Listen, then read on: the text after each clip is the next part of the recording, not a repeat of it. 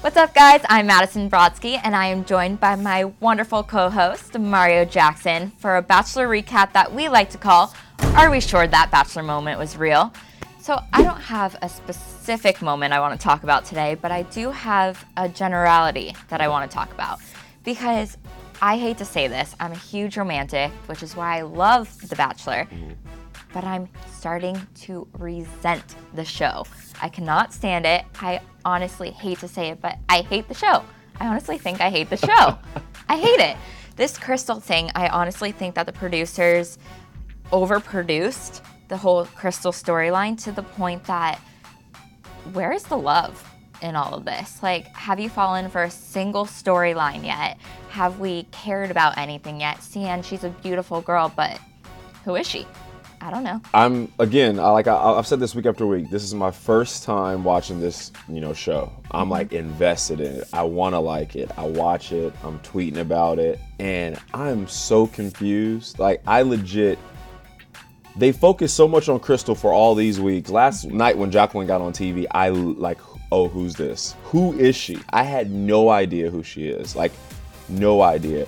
You really don't know too much about Jenna. You really don't know too much about Lauren B. and that awkward situation and that date. Cian's gorgeous. You don't really know too much about her.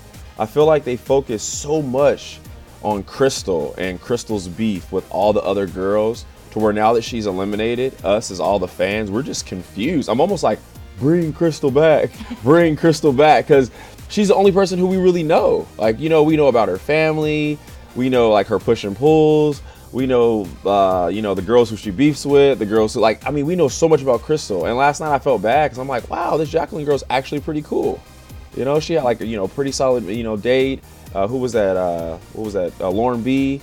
When her and Crystal, when they kind of got into it. I'm sorry, Kendall. When her and Crystal, yes. They got into it and Crystal was like, look, I feel bad for you. She was talking to her. I was like, wow, this seems like a very genuine girl who's here for love. But again, it's just, it's very confusing. I feel like that the Crystal thing should have happened like the second week and they should have just ended it. Because now where's the love? We're in this awkward position where I'm not sure how the producers can move the story forward because none of us care. Nobody. We just don't care. Twitter's like going off. Again, Twitter's the Bible. Twitter's going off. And I'm confused because I'm sitting here and I'm like, man, like next week is now supposed to be so lovey-dovey and all that. But it's like, we're not buying it. We have 2 weeks until hometowns. Yeah. And what do we know about anybody? Nothing. This is actually worse than last season with like Maddie and Adam and them. And I say that for me because I actually know them.